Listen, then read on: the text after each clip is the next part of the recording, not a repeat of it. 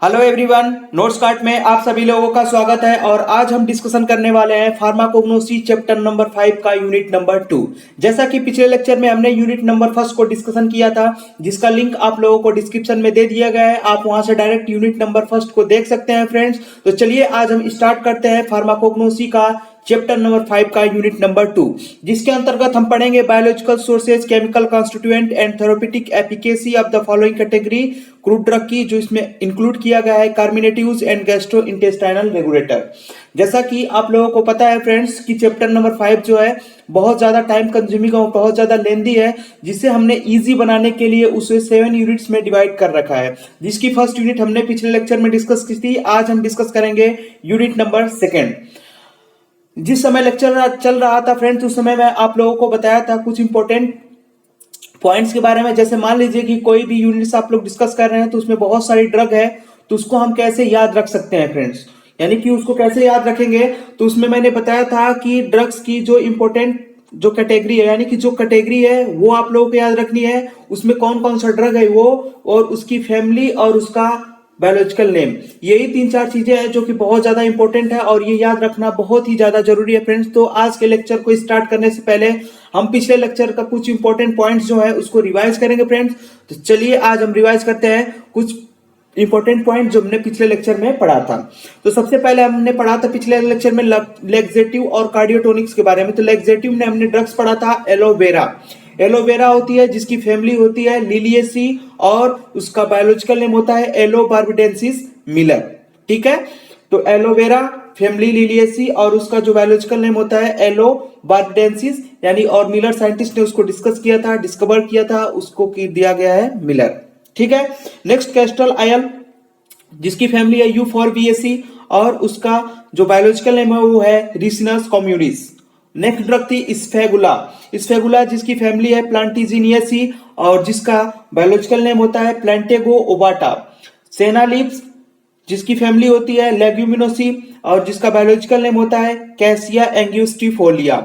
Next हमने पढ़ा था कार्डियोटेनिक्स के बारे में। उसमें हमने 2 ड्रग पढ़ा था। एक पढ़ा था डिजिटैलिस जिसकी फैमिली होती है स्कॉर्फुलियरेसी और जिसका बायोलॉजिकल नेम होता है डिजिटैलिस परप्यूरिया। और नेक्स्ट हमने पढ़ा था अर्जुना जिसकी फैमिली होती है कॉम्ब्रिटिएसी और जिसका बायोलॉजिकल नेम होता है टर्मिनेलिया अर्जुना।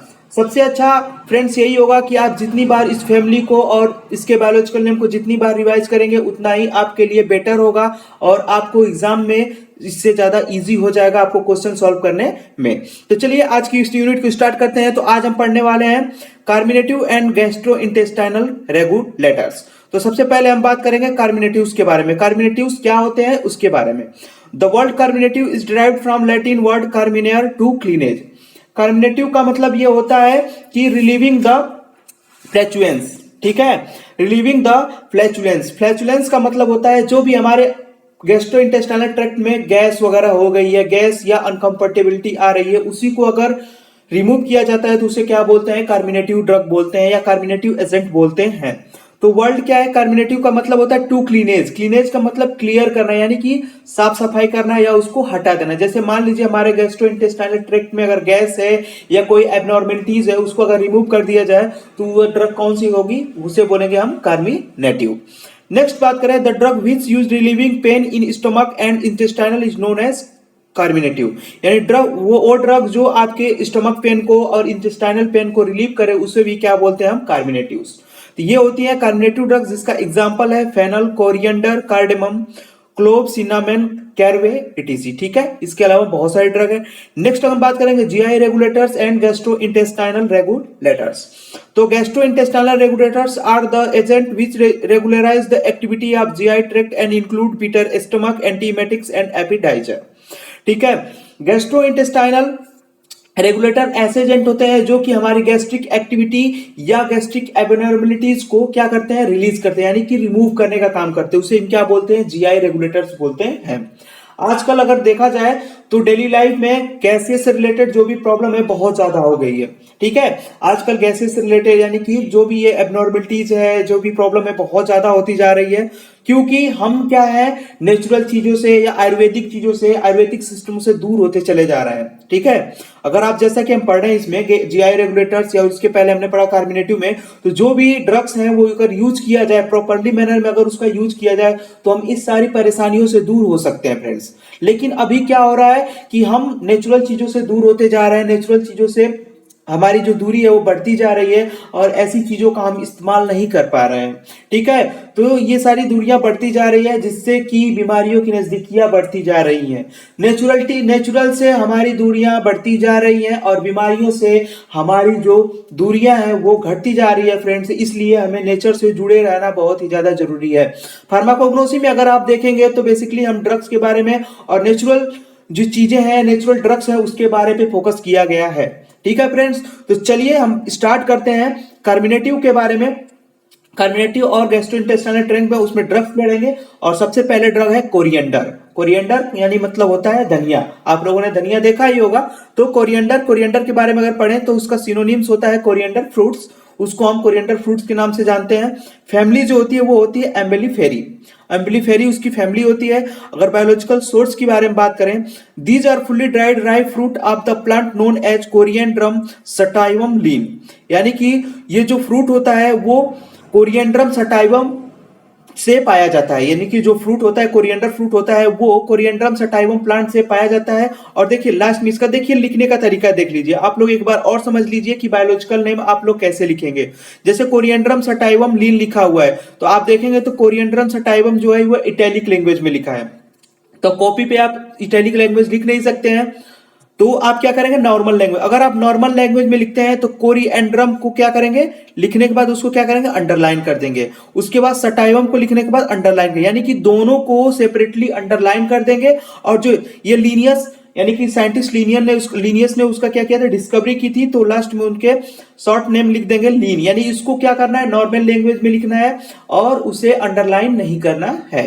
ठीक है, अगर आप इटैलिक लैंग्वेज में भी लिखते हैं तो आप कोरिएंड्रम सटाइवम को ही बस लिखेंगे। ठीक है, और लीनियस को क्या करेंगे आप नॉर्मल लैंग्वेज में लिख के छोड़ देंगे। ठीक है, तो ये तरीका होता है इसके बायोलॉजिकल नेम को लिखने की। ये छोटी छोटी चीजें हैं फ्रेंड्स, आप लोग उसको याद रखेंगे।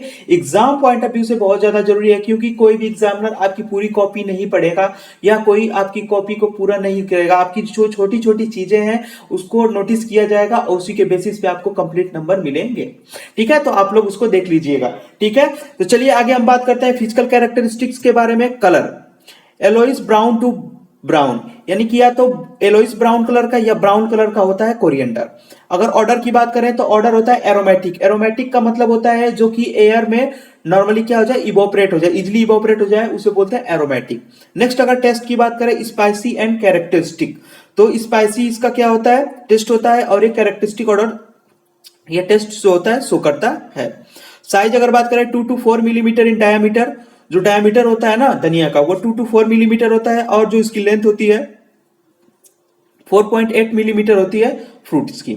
नेक्स्ट केमिकल कंस्टिट्यूएंट की बात करें, coriander seed contains the coriandrol D linalool. यानी मैंने आप लोगों को बताया था पहले लेक्चर में कि अगर आप लोगों को केमिकल कंस्टिट्यूएंट याद करना है तो एटलीस्ट 2 या 3 आप लोग क्या करेंगे केमिकल कंस्टिट्यूएंट ही याद करेंगे, उतना ही सफिशियंट होगा आप लोगों के लिए। ठीक है, क्योंकि बहुत सारे केमिकल कंस्टिट्यूएंट पाए जाते हैं, अगर आप पूरा याद करने लगेंगे तो आप याद नहीं कर पाएंगे और बहुत सारे कंफ्यूजन क्रिएट हो जाएंगे, जिससे आप लोग जो भी याद किए रहेंगे वो भी भूल जाएगा। ठीक है, क्योंकि ये बहुत ज्यादा रिवीजन वाला टॉपिक है, अगर बहुत ज्यादा आप पढ़ेंगे तो भूल भी सकते हैं। इसलिए आप लोग कुछ लिमिटेड चीजें याद कीजिए, बाकी आप लोग आराम से लिख लेंगे फ्रेंड्स।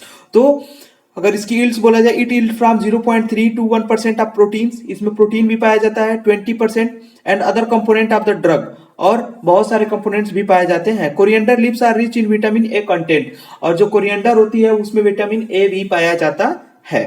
नेक्स्ट अगर बात करें केमिकल कंस्टिट्यूएंट की, तो fruit contains protein, fat, carbohydrates, fibre, calcium, phosphorus and iron.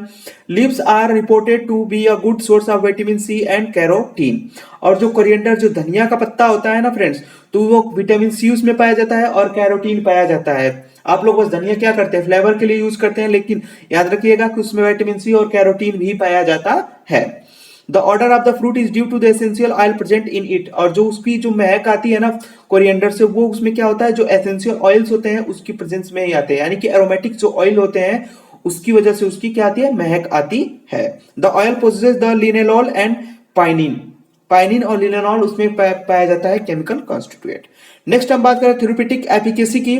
It also used as volatile oil as an aromatic carminative stimulant, यानी कि ये एरोमेटिक के रूप में और कार्मिनेटिव के रूप में यूज किया जाता है। ट्रीट ऑस्टियोपोरोसिस, यानी जो हड्डियां जो यानी कि छीड़ होती हैं, हड्डियां जो खराब होती हैं उसमें भी उसको भी ट्रीट करने के लिए इसका यूज किया जाता है। प्रिवेंट एनीमिया, और एनीमिया में यानी कि जब खून की कमी हो जाती है यानी रक्त की कमी हो जाती है तो भी इसका यूज किया जाता है। Coriander contain both cineole and linoleic acid, these elements possess anti rheumatic and anti arthritic properties which help the reduce skin inflammation, यानी जो कोरिएंडर होता है उसमें सिनियोल और लिनोलिक एसिड पाया जाता है जो कि एंटी रूमेटिक्स और एंटी आर्थराइटिक्स के रूप में यूज किया जाता है, और जो स्किन की इन्फ्लेमेशन है उसको भी रिड्यूस करने के लिए इसका यूज किया जाता है। Next, coriander prevent the flatulence and the control spasmodic pain, और कोरिएंडर का यूज क्या करते हैं, फ्लैचुलेंस यानी कि गैस को रिमूव करने के लिए, और कंट्रोल स्पाज्मेटिक पेन यानी कि जो भी स्पाज्मोटिक पेन यानी जो भी हमारे पेट के अंदर यानी कि हमारे पेट के डिफॉर्मिटी की वजह से जो भी पेन होता है उसको भी रिमूव करने के लिए कोरिएंडर का यूज किया जाता है। ठीक है, नेक्स्ट आगे हम बात करेंगे फेनल के बारे में। फेनल मतलब क्या होता है, सौंफ। ठीक है, तो इसका सिनोनिम्स होता है fennel fruit, Umbelliferae. It consist of the dried fruit of the plant known as Foeniculum vulgare. ठीक है, इसका जो बायोलॉजिकल नेम होता है वो क्या होता है, फोइनिकुलम वल्गेरी।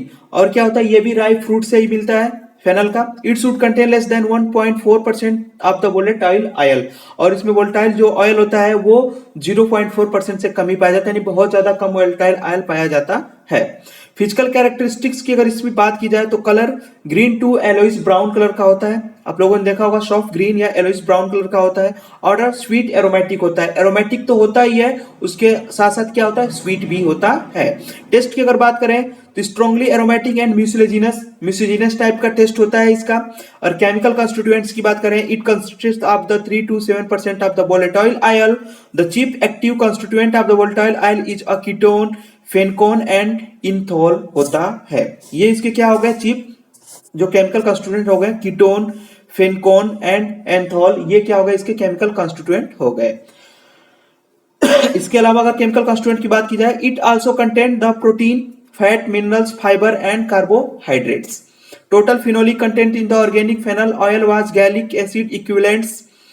The phenolic identified in the fruit of the plant were neochlorogenic acid 1.4%, कोलेर्जेनिक acid 2.98% और गैलिक एसिड होता है 0.169% होता है। तो ये सारे केमिकल कॉन्स्टिट्यूएंट होते हैं। आप लोगों को इसमें से कुछ इंपॉर्टेंट केमिकल कॉन्स्टिट्यूएंट ही याद रखने हैं, आप लोगों के हिसाब से जो आप लोगों को इजी लगे उसको आप याद कर सकते हैं फ्रेंड्स। इसके अलावा मैंने आप लोगों को बताया था कि अगर आप लोग कोई बुक प्रेफर कर रहे हैं, अगर किसी बुक से पढ़ रहे हैं तो बहुत अच्छा है, आप उस बुक से ही पढ़िए, लेकिन उसमें से देख लीजिए जो कुछ इंपॉर्टेंट पॉइंट हो उसको ही याद करने की कोशिश कीजिए, क्योंकि फ्रेंड्स पढ़ने के लिए बहुत सारी चीजें हैं। आप उसको टाइम ड्यूरेशन भी देखिए, जो आप लोगों के सिलेबस में टाइम ड्यूरेशन दे रखा है उसके अकॉर्डिंग ही पढ़ने की कोशिश किया कीजिए फ्रेंड्स।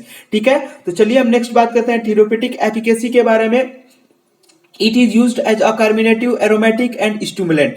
कार्मिनेटिव, एरोमेटिक और स्टिमुलेंट के रूप में यूज किया जाता है। It also used as flavouring agent. Fennel is the herbal supplement which can be used as treatment of infants and nursing children suffering from the colic and dyspeptic disease.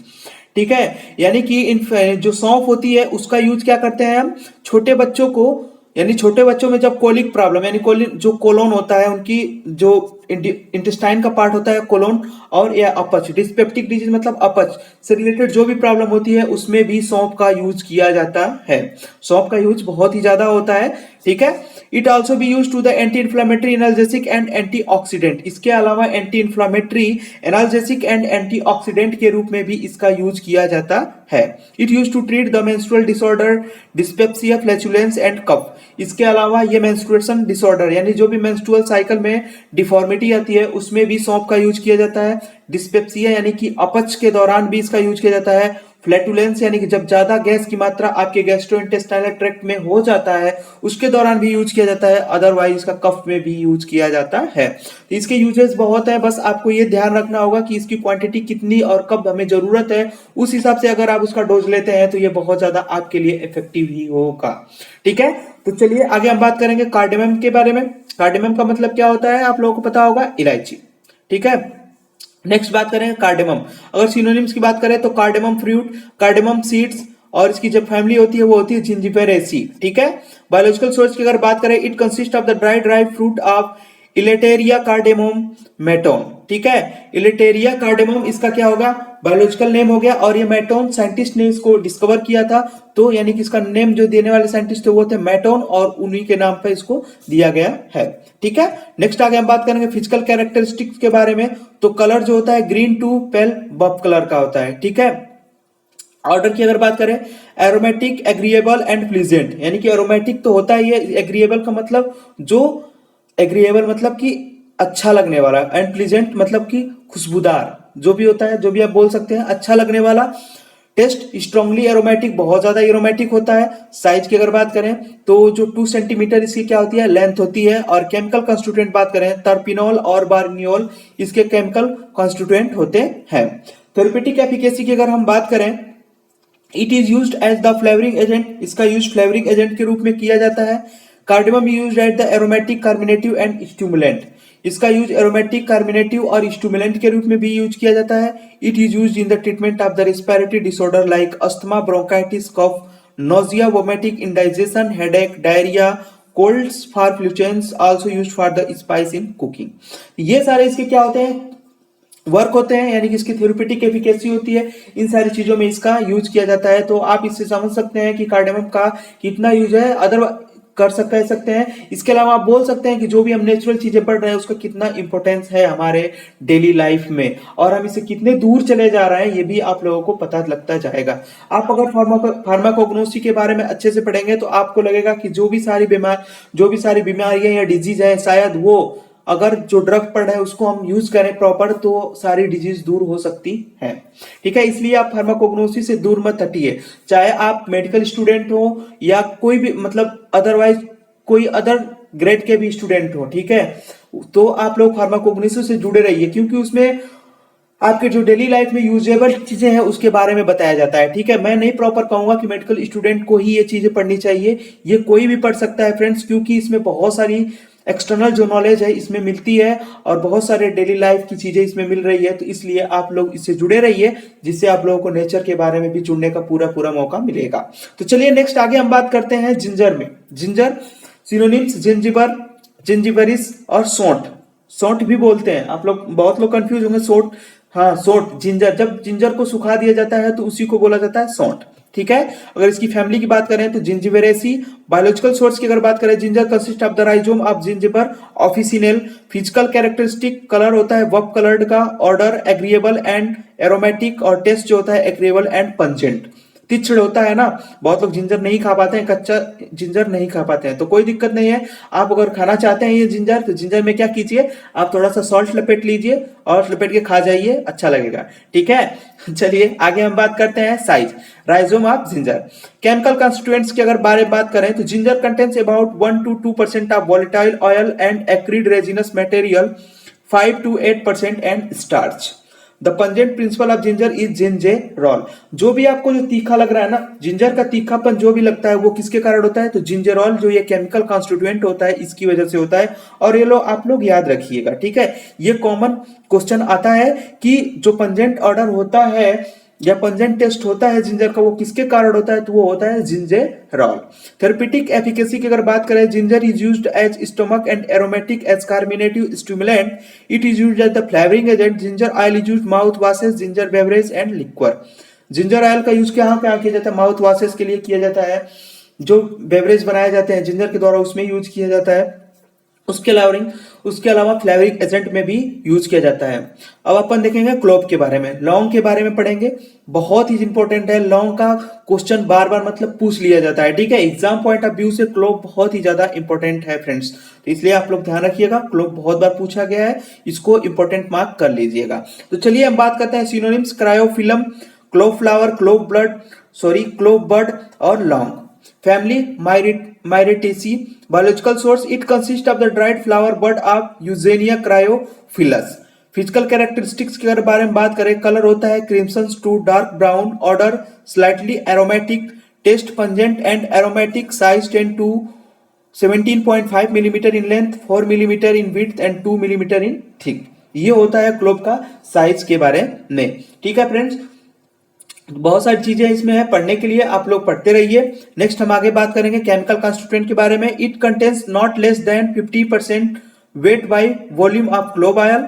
The clove oil contains the eugenol. ठीक है, ये chemical बहुत important है। 7 to 90% जो होता है eugenol पाया जाता है किसमें, क्लोव में।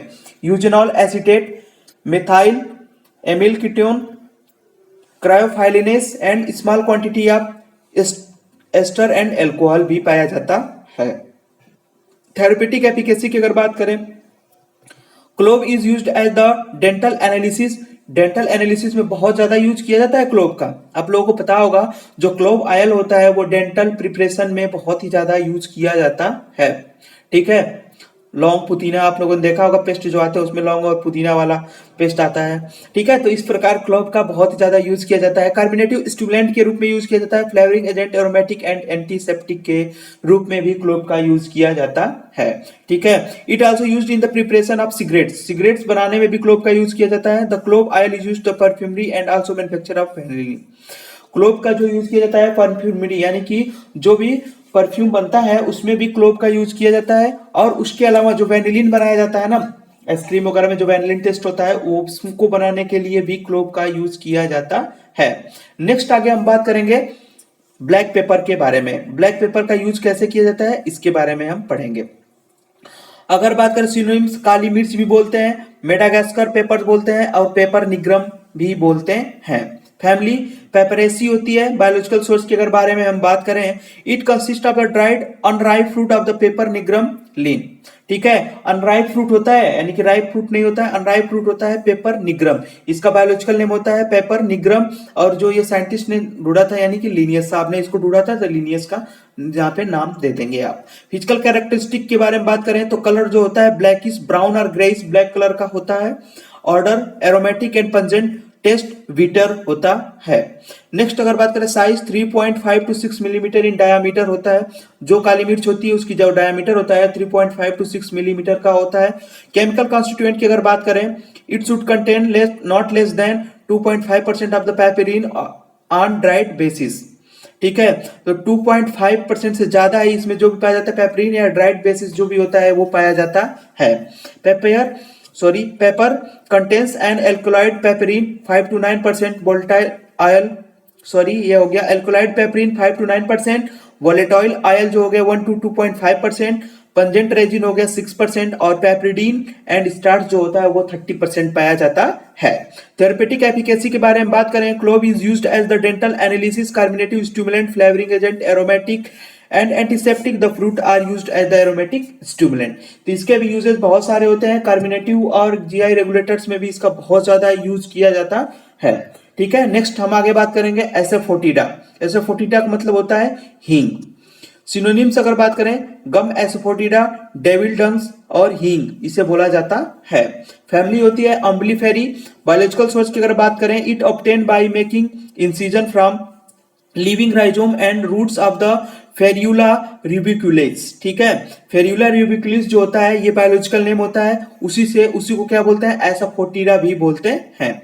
फिजिकल कैरेक्टरिस्टिक के बारे में अगर बात करें तो colour yellowish white changing to reddish brown, यानी कि येलोइश व्हाइट होता है और रेडिश ब्राउन कलर का। पहले क्या होता है, येलोइश या व्हाइट कलर का होता है, लेकिन जब आप उसको क्या करते हैं, रिमूव करते हैं ना, तो रेडिश ब्राउन कलर का उसका क्या हो जाता है, मिल जाता है आप लोगों को। ऑर्डर क्या होता है, पेनिट्रेटिंग एंड एलिसियस होता है। पेनिट्रेटिंग यानी एलिसियस मतलब तिरछे टाइप का इसका क्या होता है, टेस्ट ऑर्डर होता है। और टेस्ट जो होता है बीटर होता है, बीटर टाइप का टेस्ट होता है। अगर साइज की बात करें, tears are 0.5 to 3 centimetre in diameter. ठीक है, जो भी आप उसमें से जो भी क्रूड निकालते हैं वो कितने उसकी साइज क्या होती है, 0.5 या 3 सेंटीमीटर के डायामीटर के रेंज की होती है। केमिकल कॉन्स्टिट्यूएंट की अगर बात करें, asafoetida contain resin 40 to 65% and volatile oil. The resin of the drug consist chiefly as or sorry एसरे as a resinotannol in the free or combined form of the ferulic acid. ठीक है, इसमें होगा क्या होगा, the resin of the drug consist chiefly or resinotannol होता है। ठीक है, in the free or combined from with the ferulic acid. Umbelliferone is absent in the drug distinction from galbanum. Therapeutic efficiency की अगर बात करी जाए, it is used as carminative, nervine tonic, flavoring agent, intestinal antiseptic. It also used in the urinary medicine and for culinary purpose. ठीक है, इसका use किया जाता है। नेक्स्ट हम आगे बात करेंगे सिनामन के बारे में। सिनामन के बारे में बात करेंगे, दालचीनी। तो वो क्या होता है, सिनोनिम्स की अगर बात करें, सिनामन बार्क, कलमी दालचीनी, सेलोन सिनामन। फैमिली जो होती है ल्यूरिएसी। ठीक है, फैमिली याद रखिएगा आप लोग, Lauraceae. Biological source, it consist of the dried inner bark of the shoots of the coppiced trees of the Cinnamomum zeylanicum. अगर फिर ये हो गया इसका बायोलॉजिकल नेम, क्या हो गया, सिनेमोम जेलेनिका। फिजिकल कैरेक्टरिस्टिक्स की अगर बात करें तो कलर जो होता है डल एलोइस ब्राउन कलर का होता है। ऑर्डर एरोमेटिक, और टेस्ट जो होता है क्विल्स कंपाउंड। जो क्विल्स कंपाउंड होते हैं उस तरह का इसका क्या होता है, टेस्ट होता है। केमिकल कंस्टिट्यूएंट की अगर हम बारे में बात करें तो सिनामन जो बार्क होता है उसमें it consist of 0.5 to 1% of the volatile oil and 1.2% of the tannin. It also contain the calcium oxalate, starch and mannitol, यानी कि इसमें कैल्शियम ऑक्जिलेट, स्टार्च और मैनिटोल भी पाया जाता है। और सिनामन ऑयल में अगर बात करें तो 60 to 70% जो होता है सिनेमल्डिहाइड पाया जाता है और 5 to 10% यूजेनॉल पाया जाता है। It also contains the benzaldehyde, cuminaldehyde and terpenes. Terpenes में क्या होता है, फेलोड्रीन, पिनीन, काइमीन और कैरियोफाइलेन होता है। ये सारे क्या होते हैं, केमिकल कॉन्स्टिट्यूएंट होते हैं। मैं आप लोगों से फिर वही कहूंगा कि आप लोगों को इंपॉर्टेंट 2 से 3 केमिकल्स ही याद रखने होंगे, क्योंकि अगर बहुत ज्यादा आप याद करेंगे ना तो भूल सकते हैं। इसलिए आप थोड़े थोड़े ही याद कीजिए, लेकिन सही याद कीजिए। ठीक है, सही और सॉलिड याद कीजिए कि आप लोग एग्जाम में उसको इजिली लिख लें। ठीक है, नेक्स्ट हम आगे बात करेंगे therapeutic efficacy. It is used at the flavouring agent and antiseptic. Bark is used as the carminative, stomachic and the mild astringent के रूप में यूज किया जाता है। It is also used as the spice and condiment के रूप में use किया जाता है। कॉन्डिमेंट क्या होता है, कॉन्डिमेंट ऐसे एजेंट होते हैं जो कि किसी भी फूड या किसी भी बेवरेज के फ्लेवर को क्या करते हैं, बढ़ा देते हैं। ठीक है, उसे क्या बोलते हैं, कॉन्डिमेंट बोलते हैं। It also used at the preparation of candy और परफ्यूम। कैंडी और परफ्यूम प्रिपरेशन में भी इसका यूज किया जाता है। नेक्स्ट हम बात करेंगे नटमेग। नटमेग को इंग्लिश में बोलते हैं जायफल। अब इसका सिनोनिम्स देखिए, माइरिस्टिका, नक्स मोस्कटा और जायफल। ठीक है, इसकी फैमिली होती है माइरिस्टिएसी। बायोलॉजिकल सोर्स की अगर बारे में बात करें, it dried from kernel of the seed of the Myristica fragrans Houtt. ठीक है, मैरिस्टिका फ्रेग्रेंस ये क्या है, इसका बायोलॉजिकल नेम होता है, और हाउटेन जो होता है ये साइंटिस्ट का नाम है। उसके नाम पे उन्होंने इसकी जो बायोलॉजिकल नेम है उसको इन्हें हाउटेन साहब ने दिया था, तो उन्हीं के नाम पे इसको दिया गया है। फिजिकल कैरेक्टरिस्टिक के बारे में बात करें, कलर ग्रीनिश ब्राउन और ब्राउन कलर्स का होता है। ऑर्डर जो होता है स्ट्रांगली एरोमेटिक, टेस्ट जो होता है पंजेंट और एरोमेटिक टेस्ट शो करता है। नेक्स्ट बात करें केमिकल कॉन्स्टिट्यूएंट के बारे में, it constants the elemicin, myristicin and safrole. ये इसके क्या होते हैं, केमिकल कॉन्स्टिट्यूएंट होते हैं। It other constituent is contain geraniol, terpineol. Nutmeg principally contains the volatile oil 5 to 15% and fat 30 to 40%. It also contains the phytostearine, starch, amylodextrin, coloring matter and saponin भी इसके chemical constituent होते हैं। ठीक है, next हम बात करेंगे therapeutic efficacy में। तो किडनी डिजीज में इसका बहुत ज्यादा यूज किया जाता है। Nausea, nutmeg and its oil are used as stimulant, flavouring agent and carminative के रूप में यूज किया जाता है। The expressed fatty oil and volatile oil has been used externally in the chromatic rheumatism, cancer और डायरिया। ठीक है, तो ये सारे इसके क्या हो गए, थेरेपेटिक एफिशिएंसी होगी। तो अगर आप लोगों ने ओवरऑल देखा होगा तो जितने भी हमने कार्मिनेटिव और जीआई रेगुलेटर्स में पढ़ा है, सबकी थेरेपेटिक एफिकेसी लगभग सेम थी। इसीलिए मैं आप लोगों से बोलता हूं कि कार्मिनेटिव या कोई भी कैटेगरी के ड्रग आप पढ़ने जा रहे हैं तो पहले उस कैटेगरी के जो यूजेज हैं या जो उसके एप्लीकेशन है उसके बारे में अगर आप कुछ दो चार एप्लीकेशन अच्छे से याद कर लेते हैं तो आप किसी भी पर्टिकुलर ड्रग में उस एप्लीकेशन को लिख सकते हैं फ्रेंड्स, ठीक है। तो इसलिए किसी भी कैटेगरी की आप ड्रग लिखने से पहले आप उसके यूजेज या उसके जो भी एप्लीकेशंस हैं उसको आप अच्छी तरह से रिवाइज कर लीजिए। उसके बाद आप उसको ड्रग को पढ़िए और ड्रग में आप फैमिली और उसके बायोलॉजिकल नेम को इंपॉर्टेंट मार्क कर लीजिए। इसके बाद आप पूरा कंप्लीट लिख लेंगे, कोई दिक्कत आपको नहीं होगी एग्जाम में फ्रेंड्स। अगर आप इतना वर्क कर लेते हैं तो आप 100% कवर कर लेंगे अपने पूरे एग्जाम को, ठीक है। तो यहां तक मैंने आप लोगों को बता दिया। मैंने जो फर्स्ट लेक्चर में पढ़ा था उसको मैंने रिवाइज भी करा दिया। इसी प्रकार मैं नेक्स्ट जब यूनिट स्टार्ट करूंगा तो यूनिट नंबर 2 के जितने भी ड्रग हैं उसकी फैमिली और उसके बायोलॉजिकल सोर्स को भी रिवाइज करा दूंगा फ्रेंड्स। इसलिए आप लोग कंप्लीट लेक्चर सुनने की कोशिश किया कीजिए फ्रेंड्स, ठीक है। नेक्स्ट हम आगे बात करेंगे यूनिट नंबर 3। यूनिट नंबर 3 भी प्रिपेयर हो गई है फ्रेंड्स। जब उसको आप क्या कर सकते हैं, जिस उसका नोट्स जो है हमारी वेबसाइट नोट्स कार्ड पे अवेलेबल हो चुका है, आप वहां से डायरेक्ट उसको डाउनलोड कर सकते हैं फ्रेंड्स। अभी कुछ नोट्स में प्रॉब्लम आई थी, नोट्स में कुछ मिस्टेक थी, उसको हमने भी सुधार दिया है। आप उसको रिन्यू जो सिलेबस के अकॉर्डिंग जो रिन्यू जो सिलेबस है यानी जो भी नोट्स है उसको आप डाउनलोड कर सकते हैं फ्रेंड्स, ठीक है। और जो भी फर्स्ट यूनिट जो कंप्लीट की है हमने पिछले लेक्चर में, जिसका जो लिंक है वो डिस्क्रिप्शन में मेंशन कर दिया गया है, आप वहां से उसको डाउनलोड कर लीजिएगा। आप कनेक्टेड विथ अस मतलब आप हमसे जुड़े रहने के लिए आप हमारे टेलीग्राम ग्रुप को और व्हाट्सएप ग्रुप को ज्वाइन कर सकते हैं फ्रेंड्स। और नेक्स्ट अगला लेक्चर होगा यूनिट नंबर 3 पे, जल्दी आप लोगों को लेक्चर मिल जाएगा। तो आज के लिए इतना ही friends. Thank you to all of you friends.